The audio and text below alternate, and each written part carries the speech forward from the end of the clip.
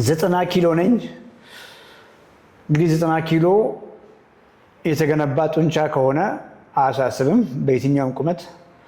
90 ኪሎ ግን ቁመቱ አጠር ላለ ሰው ከፍተኛ ፋት ሊሆን ይችላል።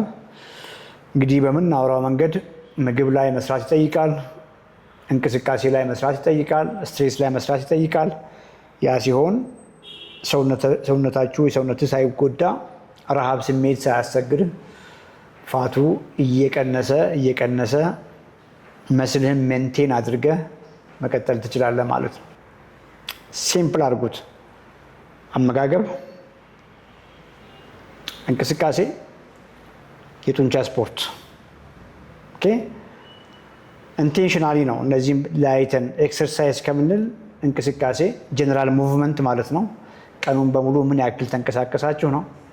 ዘን ሎ ኢንቴንሲቲ ካርዲዮ ፍትን ያለ ወክ በሳምንት የተወሰኑ ቀናት። ከዚያ ውጭ ደግሞ አንዳንዴ በፍጥነት መሮጥ፣ መሀል ላይ እያረፉ ለሰከንዶች መፈትለክ፣ መሀል ላይ እያረፉ ማለት ነው። ካርዲዮ ላይ እነዚህ ኢምፖርታንት ናቸው። ከዚያ ውጭ ያሉት ደግሞ እንደ ጆጊንግ አይነት ኤክሰርሳይሶችም ችግር የለባቸውም። ግን እነሱን በተለምዶ ካርዲዮ የሚባሉ የመሮጥ ለረዥም ጊዜ መሮጥን ቤዚክ አታድርጉት። ለረዥም ጊዜ ረዥም ርቀት መሮጥ አንድ ጡንቻችሁን ሉዝ እንድታጡ ያደርጋችኋል። ሁለተኛ ለሃንገር ለረሃብ ስሜት ይዳርጋችኋል። ያንን ለረዥም ጊዜ ሮጣችሁ ያቃጥላችሁትን ካሎሪ መልሳችሁ በትንሽዬ ምግብ ውስጥ በሉና እዛ ጋ ይቀራል ማለት ነው። የትኛውም የምትከተሉት መንገድ ጡንቻችሁን መንካት መቻል የለበትም። ለዚህ ነው ፕሮቲን እዚህ ጋር የሚመጣው። ፕሮቲን ለጡንቻችሁ ክሪቲካል ነው። ፕሮቲን ከፍተኛ የጥጋብ ስሜት ይሰጣል። ከፍተኛ የጥጋብ ስሜት ካለ ክሬቪንግ የለም። ቶሎ ምግብ የሚያምራችሁ ስሜት ይቀራል። ፕሮቲን ሁለቱንም ኦኬዥን ነው የሚመጣውንም ካሎሪ በመገደብ ፕሮቲን ትልቅ ሚና ይጫወታል። ከዛ ውጭም ደግሞ ፕሮቲን በቅድም እንዳልኳችሁ ሳትታገሉ ከረሃብ ጋር ትግል ውስጥ ገብታችሁ ምግብ ለመቀነስ ጥረት ሳታደርጉ ከፍተኛ የጥጋብ ስሜት ስለሚሰጣችሁ የምትበሉትን ምግብ ይቀንሳል ማለት ነው። ፕሮቲን ላይ ፎከስ ስታደርጉ፣ በቀን ማግኘት የሚገባችሁን ፕሮቲን ለማግኘት ጥረት ስታደርጉ፣ ፕሮቲን ፓወርፉል የሚሆነው አንዱ በዛ ነው። ሁለተኛ ደግሞ ፕሮቲንን ሰውነት ለመጠቀም ከ20% እስከ 30% ካሎሪ ያወጣል፣ ወጪ ያስወጠዋል። ፕሮቲንን ከመጀመሪያው ጀምሮ ዳይጀስት አድርገው አስምሌት አድርጎ አሚኖ አሲዶቹን ደግሞ እንደገና ፎርም አድርጎ ሰውነትን ለመገንባት ብዙ ሜታቦሊካሊ ኤክስፔንሲቭ ነው። ፕሮቲን ወጪ ያስወጣል ሰውነትን። ይሄም ያለምንም ኢፈርት የምታወጡትን ካሎሪ ጨመራችሁ ማለት ነው። ያለምንም ኢፈርት ቅድም እንዳልኳችሁ ረሃባችሁን ይቆጣጠራል። እሱም ኢፈርት ተጠይቅም። ሳትታገሉ ሰውነታችሁ ጸጥ ይላል። ለምግብ ያላችሁ አስሬ ምግብ የሚያምራችሁ ቶሎ ምግብ የሚያምራችሁ ስሜት። ሌላው ፕሮቲን መስል ላይ ጡንቻችሁን ቢውልድ ለማድረግ ያግዛቸዋል። በተለይ የጡንቻ ስፖርት ስትጨምሩ ጡንቻችሁን መንቴን አደረጋችሁ ማለት ነው። ጡንቻችሁን መንቴን ካደረጋችሁ ባዛል ሜታቦሊክ ሬት የምንለው ሰውነታችሁ ለመኖር ብቻ ከፍተኛ ኃይል ያወጣል ማለት ነው። ይሄም ተጨማሪ ቤኔፊት ነው። ሶስተኛው ደግሞ አንድ ሰው በቂ ፕሮቲን የሚመገብ ከሆነ ፊጂት ያደርጋል፣ በቀላሉ ይንቀሳቀሳል። ለረጅም ጊዜ የሚቀመጥ የነበረ ሰው ሞር አክቲቭ ይሆናል፣ ሞር ይንቀሳቀሳል፣ ሞር ይሰራል። ለስራ ተነሳሽነት ስለሚኖረው ጀነራል ዴሊ አክቲቪቲው ከፍ ያለ ይሆናል ማለት ነው። ይሄ ነን ኤክሰርሳይዝ አክቲቪቲ ትሪሞጀኔሲስ ምንለው ማለት ነው። ያለምንም ኤክሰርሳይዝ ዝም ብለን ለዕለታዊ ኑሯችን በመንቀሳቀስ የምናስወጣው ኃይል ማለት ነው። ከዛ ውጭ ደግሞ ኤክሰርሳይዝ ነው። አንድ ሰው ኳሊቲ ምግቦችን እየተመገበ በቂ ፕሮቲን የሚያገኝ ከሆነ የኤክሰርሳይዝ ኢፊሽንሲውም ይጨምራል። ሞር ኤክሰርሳይዝ ለመስራትም ተነሳሽነት ይኖራል። ኤክሰርሳይዝም ለረዥም ጊዜ መስራት ይችላል። ያም በመሆኑ የካሎሪ ሎስ ወይም ደግሞ የኢነርጂ ሎስ ኦኬዥኑን ያግዛቸዋል። ፕሮቲን ካሎሪ የምትወዙትን በመቀነስም የሚወጣውንም በመጨመር በዚህ መልክ ያግዛችኋል ማለት ነው። ይሄ ክሪቲካል ነው። የትኛውም የምትከተሉት ላይፍ ስታይል ጡንቻችሁ ላይ ዋጋ የሚያስከፍላችሁ ከሆነ ጡንቻችሁን እንድታጡ የሚያደርግ ከሆነ ቆም ብላችሁ ማሰብ ያለባችሁ በዚህ ምክንያት ነው። ጉድ ራስሽን አስታወቂ። ቀጥይ። ሰናይት እባላለሁ። በጣም ነበር ያንተን እንትን ዩቲዩብ ላይ የምከታተለው እና በጣም ለውጥ አሳይቶኛል። ግን ያው በተጨማሪ ስፖርት ስለምሰራ የሆነ ጊዜ የኮር ማስል ስፖርት እየሰራው የ10 ደቂቃ ነበረች እና ትንሽ ባክ ፔን አመጣብኝ እና ሆዴ ላይ ደግሞ ብዙ ለውጥ ማምጣት አልቻልኩኝም። ሌላ ሰውነቴ ይቀንሳል፣ ከጀርባ ከጎን ይቀንሳል፣ ግን ሆዴ ላይ ብዙ ለውጥ አላሳየኝም። የእኛም ፕሮግራም መቼ ነው ያወቅሽው ጀመርሽው? 1 ዓመት ይሆናል። ዋው! 1 ዓመት ከተከታተልሽ ብዙ ለውጥ አይተሻላ? ምን ምን ለውጥ አየሽ? ፊቴ የሆነ በቃ ዝም ብሎ ውርድ የሚለው ነገር የለም። ትንሽ ቀንት የሆነ ደህና የመሆን ሆዴ አካባቢ መቀነስ፣ ሞባይል ምናምን የሚባለው የለም ከጎን ምናምን እሱ ጠፍቷል። በዛ ላይ ደግሞ የሆነ የውስጥ ጥንካሬ የሆነ ኮንፊደንስ እንደዛ ይሰማኝ አድርጎኛል። ሞር ጤንነት ይሰማሻል? ጎበዝ። በትክክል እያደረግሽ መሆኑን አይልሻለሁ። እድሜሽን፣ ክብደትሽን፣ ቁመትሽን? እድሜ 35 ክብደት 70 ቁመት ሜትር ከ58 ዛሬ ምን በላሽ? በምግብሽን እንይልሽ። ዛሬ ጠዋት እንቁላል ነው የበላሁት። በ1 ቂጣ አድርጌ እንቁላል 2 እንቁላል ሳንዶች። እየሰሙሽ ነው እንግዲህ 94 ሰዎች እየሰሙሽ ነው። የኔም ፕሮግራም ለአመት የተከታተለች ልጅ ዛሬ 2 እንቁላል ከቂጣ ሳንዶች ጋር ነው የበላሽው። ቁርስ ነው? ቁርስ ማለት ነው። በቂ ነው ብለሽ ታስቢያለሽ? የምግብ ኮመንት ላይ ያስቀምጣሉ። በቂ ነው ብለሽ ታስቢያለሽ? የቁርስ ቁርስ በብዛት ያው እንደዛ ነው የምጠቀመው። እንግዲህ እንደዛ ነው የምትጠቀሚው። ግን ለሰውነትሽ 2 እንቁላል በቂ ነው ወይ ነው ጥያቄው? በቂ አይመስለኝም። ግን ምሳ ላይ ደግሞ ያው ፕሮቲን ነገሮችን ጨምራለሁ። እንግዲህ እንቁላልም እኮ ፕሮቲን ነው አይደል? ፕሮቲን ፍለጋ ነው እንቁላል ላይ ፎከስ እያደረግሽ ያለሽው። ፕሮቲን ነው ግን ሞር ፕሮቲን ያላቸው ላይክ እንደ አሳና ቺክን ማለት ነው። ጎበዝ። 2 እንቁላል ስንት ግራም ፕሮቲን አለው? 8 ግራም አልሳሳት 12 ግራም አካባቢ ያለው 12። እንቁላሉ እንኳን ከ2 በላይ መሄድ ቢያቅትሽ የት ነው የምትኖሪው? ኢትዮጵያ ውስጥ ነው የምትኖሪው? ኢትዮጵያ አይደለም፣ ኳታር። ስለዚህ ግሪክ ዮገርት ነክ ብትጨምሪ፣ ኮቴጅ ቺዝ ነክ ነገር ብትጨምሪ፣ ወይ ስጋ ነክ ነገር ብትጨምሪ እንደምንም 30 ግራም ፕሮቲን ጋር መድረስ ትችይ ነበር። አገኘሽኝ አይደል? 2 እንቁላል በቂ ምግብ አይደለም። አሁን የበላሽበትን ወይ ማጣበቂያ ያደረግሽውን ቻፓቲውን አላየውም። እሱን በላሽ አልበላሽ እሹ ላይሆን ይችላል። ትልቁ ነገር በቂ ፕሮቲን ማግኘት የግድ ነው። ሚኒመም ነው ባይዜ 30 ግራም ከእንቁላል ብቻ ላገኝ ካልሽ 5 እንቁላል ነው የሚያስፈልግሽ ማለት ነው። ብዙ ሰዎች 5 እንቁላል በአንዴ ላይበሉ ይችላሉ፣ ልምድ ላይኖራቸው ይችላል።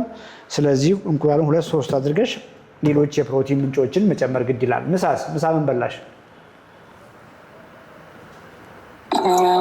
ምሳ 2 ቺክን ሌግ ከዛ ቅንጬ የስንዴ።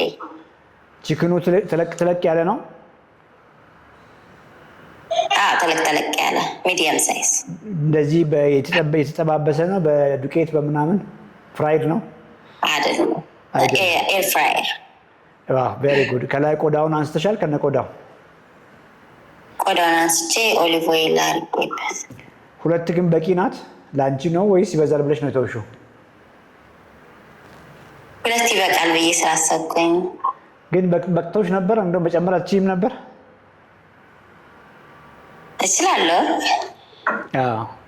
ቢኮዝ 2 ቺክን ብረስት እንግዲህ እንደየሳይዙ ይወሰናል። ምናልባትም 15 ወይ 20 40 ግራም ሊሆን ይችላል። አላውቅም። እንደ ሳይዙ ነው የሚለያየው። 100 ግራም ነው ያልኩሽ የዶሮ ስጋ። ኦኬ ቺክን ብረስት፣ ቺክን ዊንግ፣ ቺክን ታይ ተቀራራቢ ናቸው። ቺክን ብረስት ብዙ ስብ ስላለው ከፍ ያለ ፕሮቲን አለው። ዘን ቺክን ታይ ደግሞ ከቺክን ሌግ ዝቅ ያለ ነው። ቺክን ብረስት ከፍ ያለ ነው። ከቺክን ብረስት ቀጥሎ ቺክን ታይ ይሻላል በፕሮቲን ኮንቴንት። ዘን ቺክን ሌግ ሁለቱ ዝቅ ያለ ነው። ቺክን ዊንግ ደግሞ ዘወርስት ነው። ገብቶሻል? ስለዚህ ቺክን ብረስትን ለምሳሌ ብትወስጂና በጥሬው የተመዘነ 100 ግራም ቺክን ብረስት የተመዘነ ብትበይ የምታገኘው ፕሮቲን ወደ 25 ግራም አካባቢ ነው የሚሆነው። 25 ግራም ያንን ግምት ያዥ። ለሌላ ጊዜም ስትመዝኝ ከነ እንትኑ ባይሆን ጥሩ ነው፣ ከነ አጥንቱ ባይሆን ቆንጆ ነው። ሁለት እንግዲህ የጥጋብ ስሜት የማይሰጥሽ ከሆነ ሌላ ነገር መጨመር፣ ቅድም እንዳልኩሽ አይብ መጨመር፣ እርጎ መጨመር ወይ ያንንም ቺክኑንም መጨመር ይቻላል። ሳይድ ዲሽ የተጠቀምሽው ቅንጬ ነው። ቅንጬ ዘይት የለውም። በቅቤ ቅቤውን ለማጣፈጥ ነው ያደረግሽው ወይስ በርከት ነው ያደረግሽው?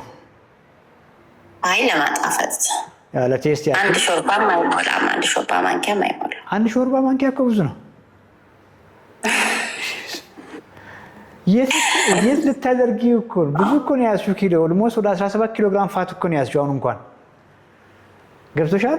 17 ኪሎ ግራም ቅቤ ይዘሽ እንደገና ደግሞ ሌላ ፋት።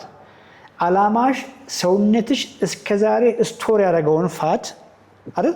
ስቶር ያደረገውን ፋት እንዲጠቀም ነው የምትፈልጊው አይደል? እሱን እንዲወስድ ነው የምትፈልጊው። እሱን እንዲያቃጥል ነው የምትፈልጊው።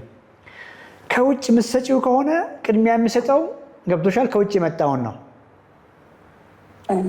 ስለዚህ ቢቻል አሁን ራይስ ሲሆን ስቲምድ፣ ቅንጬም ቢሆን ተቀቅሎ በስፓይስ በምናምን አጣፍጠሽ ብትበይ ነው የሚሻለው። ለቴስት ያክል እንደው በጣም ትንሽዬ ምናልባት እኮ ማድረግ ችግር ላይኖረው ይችላል። ግን ቴስቱ ቀርቶብሽ ቅንጬውን አደረግሽ። አትክልቶች አልነበሩሽም? አትክልቶች አልነበሩኝም።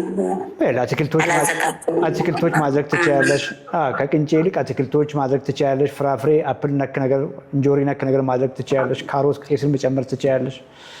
ኤኒዌይ ፕሮቲንሽን በቂ አድርጊ። በቂ ያላደረግሽም አሁን በደንብ እየገባሽ ነው የሚመስለኝ።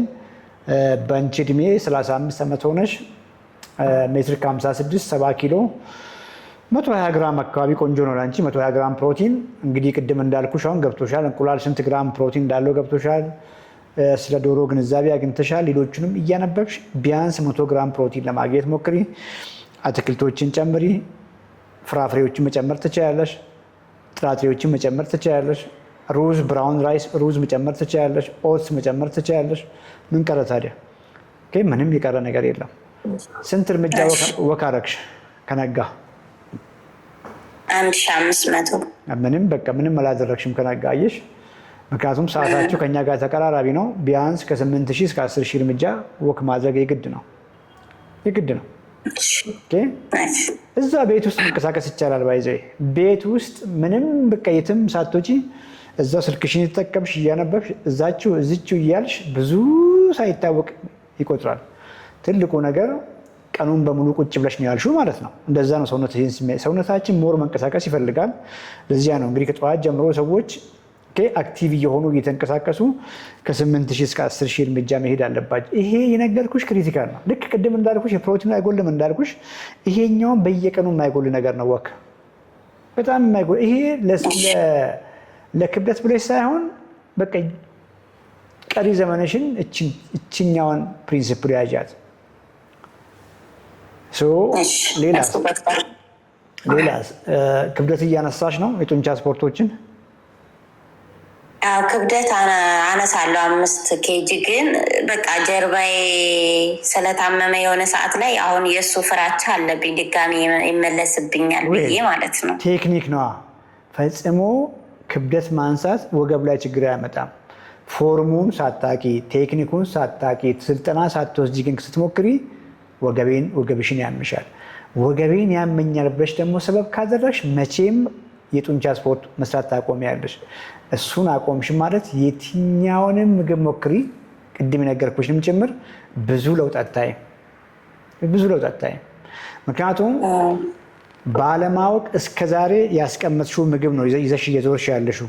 ቅድም ያልኩሽን 17-18 ኪሎ ግራም ስብ ይዘሻል። በማትበይበት ሰዓት ሰውነትሽ ይህንን ስብ ነው የሚጠቀመው። ግን ሞር ጡንቻሽ የተሻለ በሆነ ቁጥር ቁጭ ባልሽበት እንኳን ብዙ ስብ ታቃጥያለሽ። ያን ብቻ ሳይሆን የገነባሽው ጡንቻ ድጋሜ ያ ስብ እንዳይመጣ ያደርጋል። ቢገርምሽ ነገር አሁን እኮ መቀነስ ብቻ አይደለም፣ ቀንሰሽ ሰውነትሽን አስጠብቀሽ ነው ቀሪ ዘመንሽ መኖር ያለብሽ። ክብደት ማንሳቱም ላይ ፈጽሞ ችላት በይ። በሳምንት 3 ቀን ለ30 ደቂቃ 40 ደቂቃ እንዳቅምሽ እያየሽ ያልተቋረጠ ፈጣን ወክ አድርጊ። ፍጥነት ያለው ወክ ፍጥነት ያለው ወክ ማለት ነው፣ ሩጫ አይደለም። ፍጥነት ያለው ወክ ጨምሪ። እንቅልፍሽ ላይ ስሪ።